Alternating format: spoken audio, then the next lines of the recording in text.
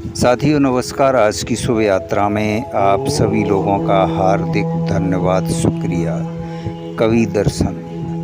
कवि दर्शन में सत्य क्या है? साथियों, सत्य पदार्थ का ज्ञान है, सत्य मनोभाव है, सत्य वाणी है और सत्य आचरण है। यह सत्य का चतुर्व्यूह है।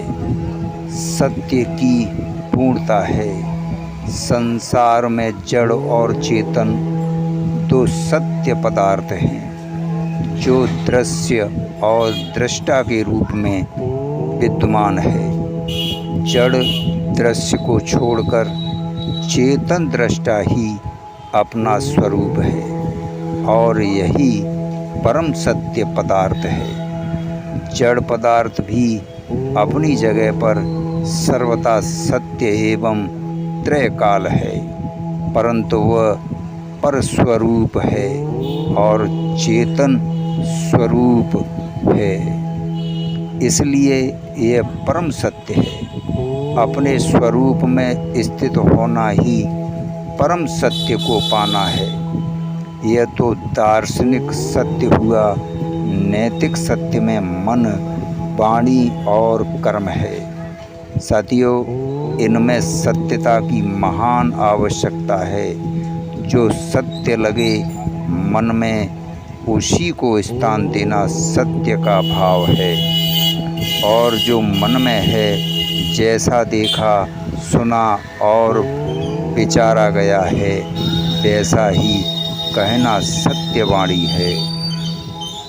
जो बातें सुनी गई हैं उन्हीं शब्दों में, वाक्यों आदि में ज्यों का त्यों कहना असंभव है। तदापि सरलता और ईमानदारी से उस भाव को प्रकट करने से वह सत्य ही है। साथियों, महाभारत हमें राय देता है कि शाब्दिक सत्य की अपेक्षा परहित अधिक सत्य है।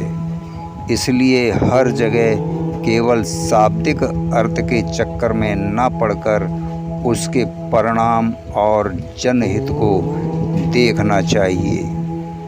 मूल पाठ इस प्रकार है। सत्य बोलना श्रेयकर है, परंतु सत्य को यथार्थ रूप में जाना कठिन है। मैं तो उसी को सत्य कहता हूँ जिससे प्राणियों का अत्यंत हित होता है। सत्य बोलना सबसे श्रेष्ठ है, परंतु सत्य से भी श्रेष्ठ है हितकर वचन बोलना।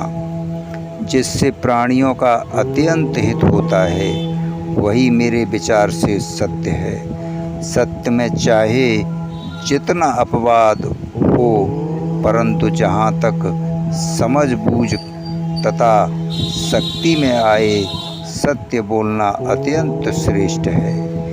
जिसे सत्य समझा जाए उसी का व्यवहार करना, कर्मों में उन्हीं को स्थान देना सत्य उपासक का काम है।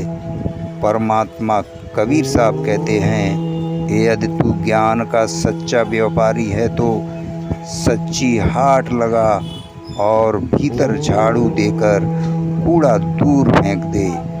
यदि सच्चाई दिल में आ जाए तो उससे भला कुछ नहीं, चाहे कोई करोड़ों उपाय करे, सच्चाई के बिना सुख नहीं। अपने मन में समझ बूझ कर सत्य ज्ञान का सौदा करो। सच्चाई से ही सत्य का हीरा मिलेगा और झुटाई में पड़ने से मूल की भी हानि होगी। लोग सत्य वचन को नहीं मानते और स्वयं विचार नहीं करते। संसार के लोग स्वप्नवत चले जा रहे हैं। सत्य को साप, निंदा आदि नहीं लगती। सत्य को काल नहीं खाता। जो सत्य ही सत्य पर चलता है, उसका कोई क्या बिगाड़ेगा। सत्य के बराबर तप नहीं और झूठ के बराबर पाप नहीं। जिसके हृदय में सच्चाई है उसके हृदय में अपने सत्य स्वरूप की स्थिति है। महाभारतकार ने सत्य ही कहा है। जो वेदों को जानता है वो वेदों के उस भेद को नहीं जानता जो जानने योग्य है। जो सत्य में स्थित है वही वेदों के जानने योग्य भेद को जानता है। साथियों, धन्यवाद, शुक्रिया आज की शुभ यात्रा में।